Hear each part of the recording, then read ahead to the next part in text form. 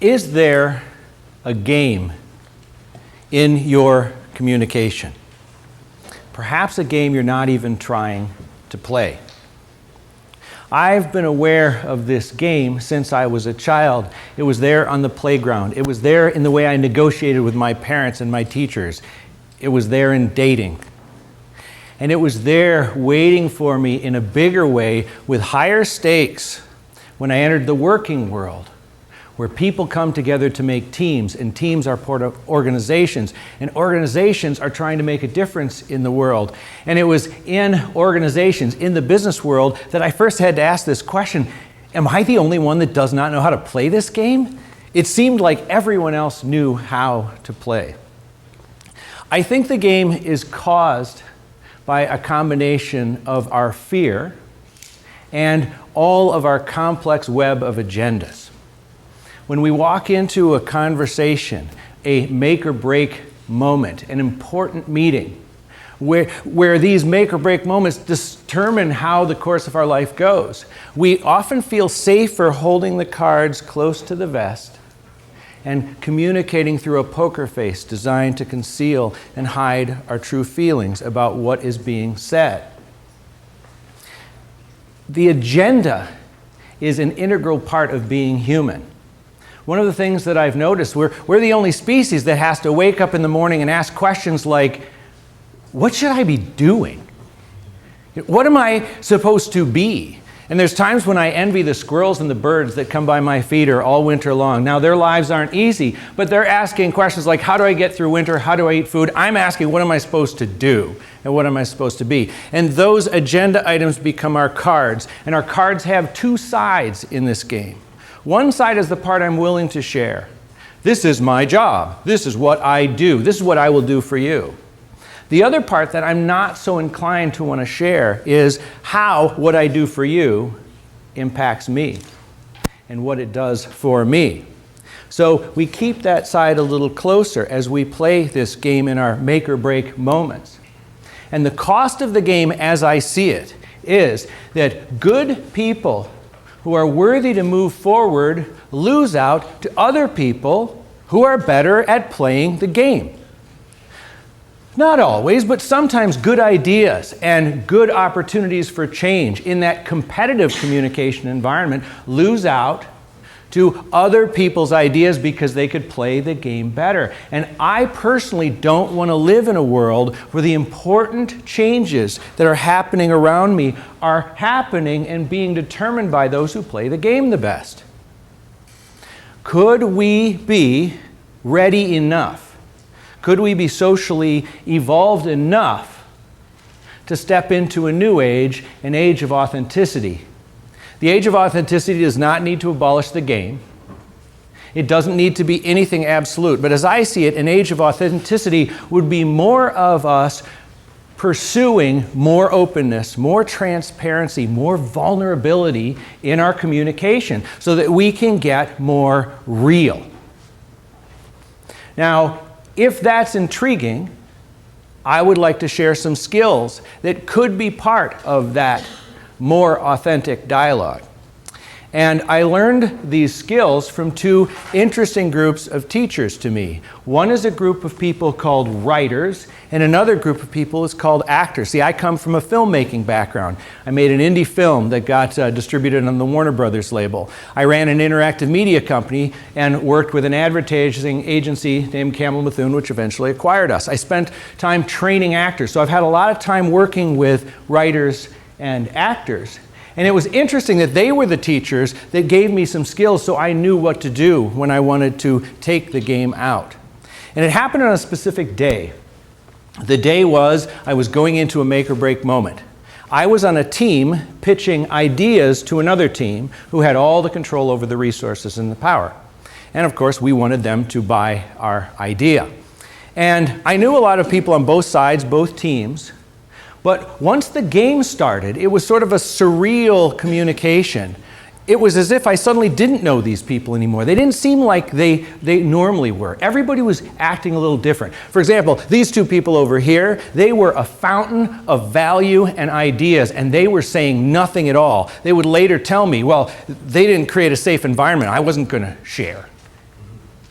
Now, I also noticed that somebody over here said something, and while, despite the poker faces, the subtle tells told me that when this person said something, that person over there felt threatened. And when that person felt threatened, that person came in and tossed them a bone, tossed them something to help. And I started to realize that there weren't 2 sides here. It was more like 5 sides. This was a more complex game, and we were talking about something beyond what the subject was. We're talking about one thing, but this conversation was deciding other things. And we weren't getting anywhere. So I decided right then and there, when suddenly these tools crystallized for me, I was going to lay my cards on the table and try to encourage this group to get real with each other. And on that day, it worked. So I'm going to tell you what I did. The first tool that I learned came from actors and working with actors. How do you get people who face cameras, moments like this, other make or break moments, to find their comfort and trust when they're afraid?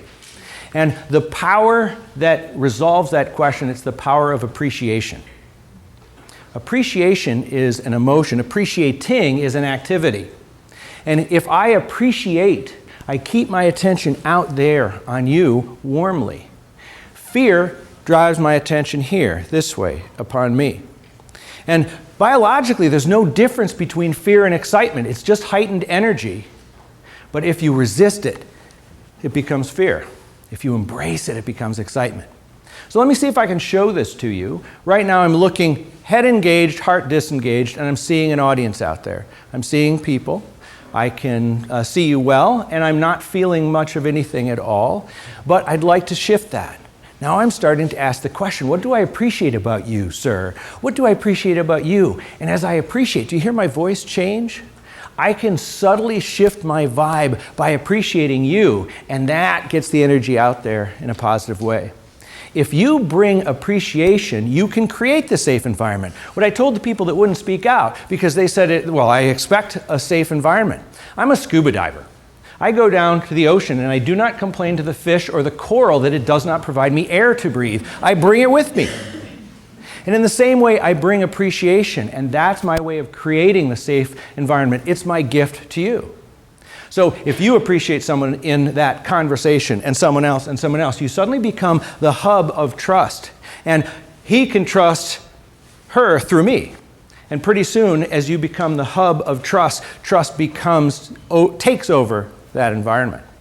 So I would recommend practicing the power of appreciation as the tool to create the safety you wish someone would give you. A new version of the golden rule. Now, at that point, I went into the meeting, I started trusting people, and in about 5 to 10 minutes, the vibe was different. I was leading the tone of the meeting, but not the content of the meeting. And I still had my cards up, and so did all of them. And I realized the second tool was going to help me because I had to lead the way in putting the cards down. And the power I used is what I learned from writers. It's called the power of story. The human brain learns by recognizing patterns. Story is the oldest, longest lasting information organization system there is, and it's the simplest one. It's been around since we started talking as a race, and we all have it wired in us. And story is this simple. Someone is in a situation that's not as good as it could be. Something needs to happen to take them to a better place. That is main character, not so happy beginning, action in the middle, and happier ending. And I used that simple story structure 4 times to get the cards down and get us on to the task at hand. So let me describe that. The first thing I did is realize I'm not even sure what my perspective is. I know I'm hiding it, but I don't know what it is. So I used story structure to share my perspective. I didn't stop the meeting and say, hey everybody, we're going to take a moment and talk about me. What I did is I managed to find ways to throw out information about the main character, in this case me. I knew some people didn't know who I was, so I could tell them, this is a little bit about me and where I'm coming from. It wasn't so hard to say, hey, these are some of the challenges I'm facing right now. It wasn't so hard to say, this is my goal, this is where I'm trying to get to. And these things, like this project, could help me get there. I felt vulnerable a little as I'm sharing my perspectives, I'm putting my cards down. But what I noticed in the people around me is a question mark went away. I didn't know I had a question mark, but I had a question mark. And when I told them about myself, they could say, oh, I see where dude's coming from. And that checked it off the list, and they were a little bit more comfortable with me. But everybody else's cards are still up. So it's time to change the main character. So I found I could ask questions to pull the cards out. I could ask questions like, hey, I met you a little bit. Can you tell me about yourself? And when you would tell me about, I just learned about a main character. How hard is it to say, so what are challenges? What are you facing right now? They didn't mind sharing that card. And I could say, what's better look like? And I could say, in relation to this project, how will this project serve your needs? So as the good steward of their cards, I had to see them in order to help them. Because I want winning that doesn't require a loser. So suddenly cards are coming out. Maybe not all of them, but a lot of them. And there's a big mess of cards out on the table. And it's time to change the main character again. The main character is all of us. It's a we story. We are in a not so happy situation. What needs to happen to take us to a better place? And here's how it sounded like once we discussed it. We are a really diverse group of people. We wanted diversity, but the problem is we have different needs and we have different opinions. Right now we don't agree and we are not moving forward. Where we want to be is a place where we've honored our diversity, but we've gotten on the same page somehow so that we can move forward. And guess what the middle of the story was? Collaboration. We will share and collaborate so that we can get on the same page and move forward. And now we're getting somewhere. But I want to point out, this is the clutter the game creates. This is the clutter in the way of getting to the place you want to get. Because you have to switch the main character one more time to really get to the heart of the matter. Our organization was here to help them. Who do we want to help? That's the main character we care about. What situation are they in right now? What needs to happen? What heroic action can we take to get them to a better place? And guess what the heroic action was that would take the people we care about to a better place? It was funding this project. And we did get that project funded. But these are only two of the skills, because there's one other skill going on all the while. Because right now we've got a safe environment through appreciation, and we're using story structure to get the cards out on the table and figure out who to move forward. But I'll tell you what we didn't address. We need to know we care. Words are great, but meaning your words is even greater.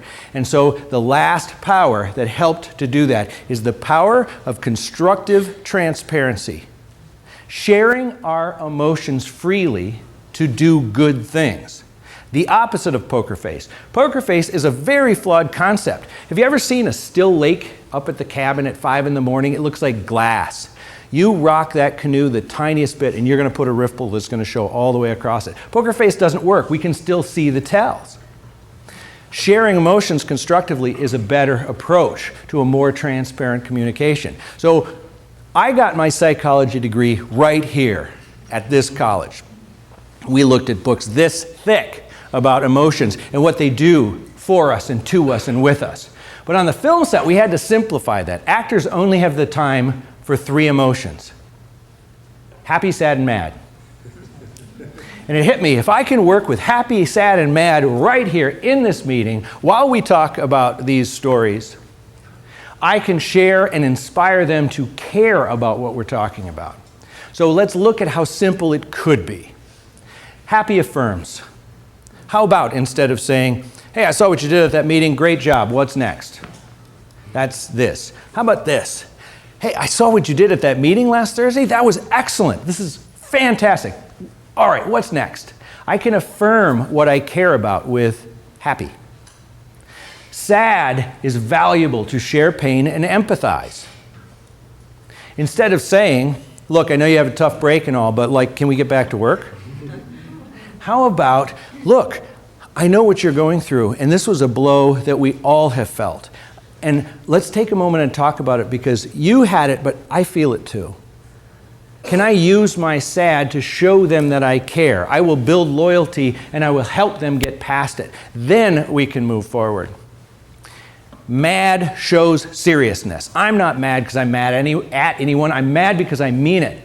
When I say I'm going to take this on and do it and I'm going to see it through, I'm going to show that. Anger is a very valuable emotion. Eyedropper of anger, of mad, to show that I mean it. Now, we've gone around the world from happy to affirm, sad to empathize, anger or mad to show seriousness.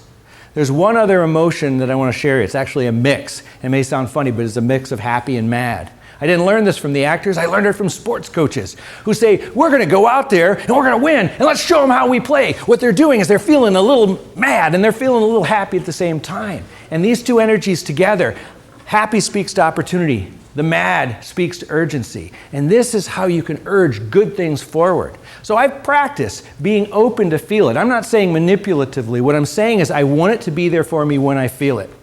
So I've practiced urging good things forward with that energy. Can you hear it in my voice? A little bit of happy, a little bit of mad. So what transparency is opening up. It's not calculated. It's that I'm going to open myself up to be able to express my feelings so you know I mean it and I have a chance to inspire you to care. Because you're inspired when you feel what I feel. And you're not going to feel what I feel if I'm doing poker face. So let's wrap these up because they work together beautifully. When you want more transparent dialogue, when you want to get everyone on the same page, use appreciation to make the safe environment. You bring the cards down with story by knowing what your perspective is and sharing it and asking simple questions to help other people tell you where they're coming from so you can get to the important question, which is how do we help them get to where they need to be with our action in the middle? And emotion, transparency, makes you feel vulnerable, a little less in an appreciative environment, but it's how I express my true feelings so that you know I care and that you know I mean it. So now I'm going to ask you, could you try these? Because if half of you in this audience go out there in the world and half of the people who watch this on the internet later go out in the world and start appreciating people and throwing their cards on the table, structuring powerful forward-moving stories and sharing themselves as a head-heart being that they are, well, we might just have a movement on our hands. And that's exactly what this is, the Age of Authenticity movement, where the tools of the cause are free and folks, you already have them. So I'm going to urge you to join me in a more transparent age. Thank you for your attention.